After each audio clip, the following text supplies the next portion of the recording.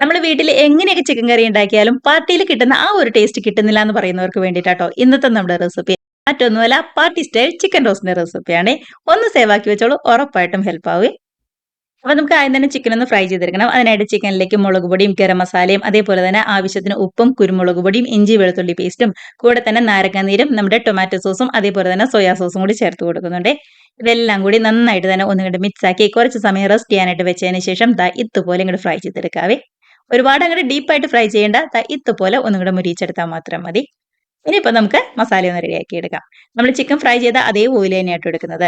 ചൂടായി വന്നപ്പോൾ മീഡിയം വലിപ്പത്തിലുള്ള ഒരു 3 സവാളയും അതേപോലെ തന്നെ നമ്മുടെ കറിവേപ്പിലയും കൂടി ചേർത്ത് കൊടുക്കുന്നുണ്ട്. നന്നായിട്ട് വഴന്ന് വരുമ്പോൾ ഇഞ്ചി, വെളുത്തുള്ളി അതേപോലെ തന്നെ പച്ചമുളകും കൂടി ചേർത്ത് കൊടുക്കാം. ദാ ഇതിനകത്തേക്ക് ഒരു 3 തക്കാളിയും കൂടി ചേർത്ത് ശരിക്കും ഒന്നും കൂടെ വഴന്ന് വരുമ്പോൾ പൊടികളൊക്കെ ചേർത്ത് കൊടുക്കാം. നമ്മുടെ പൊടികളുടെയും കൂടി പച്ചമണം നല്ലോണം മാറി വരുമ്പോഴാണ് ഏറ്റവും ലാസ്റ്റ് ആയിട്ട് കുറച്ച് നാരങ്ങ നീരും അതേപോലെ തന്നെ സോയാ സോസും കൂടി ചേർത്ത് കൊടുക്കുന്നത്. ശരിക്കും ഓയിലൊക്കെ നല്ലോണം തെളിഞ്ഞു വരുമ്പോൾ ഫ്രൈ ചെയ്ത് വെച്ചിരിക്കുന്ന ഒരു സവാളയും കൂടി ചേർത്ത് കൊടുക്കാം. ഇങ്ങനെ നമ്മൾ സവാളയും കൂടി ചേർത്ത് കറി ഉണ്ടാക്കുമ്പോൾ നല്ല ടേസ്റ്റും ഉണ്ടാവും. അതേപോലെ തന്നെ കറിക്ക് നല്ല കളറും കിട്ടും ട്ടോ. ആവശ്യത്തിന് ഉപ്പും കൂടി ചേർത്ത് മിക്സ് ആക്കി നമ്മുടെ ഫ്രൈ ചെയ്ത് വെച്ചിരിക്കുന്ന ചിക്കനും കൂടി ചേർത്ത് കൊടുക്കുന്നുണ്ട്.